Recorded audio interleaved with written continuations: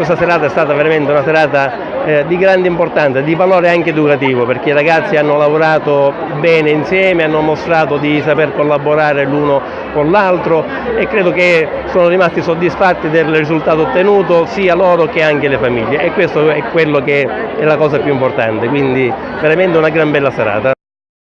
Abbiamo appena concluso un'attività didattica musicale all'interno di una rete di scuole in cui appunto la De Amicis ha portato avanti un intero coro e orchestra. Grazie al grande lavoro, impegno e alla dedizione di tutto un anno di due docenti della scuola De Amicis, Vittorio Dell'Erba e Emilia Barone. È stato un tripudio di suono, di musica, di festa, bambini eccellenti, e se abbiamo queste eccellenze di alunni significa che abbiamo anche eccellenze di docenti.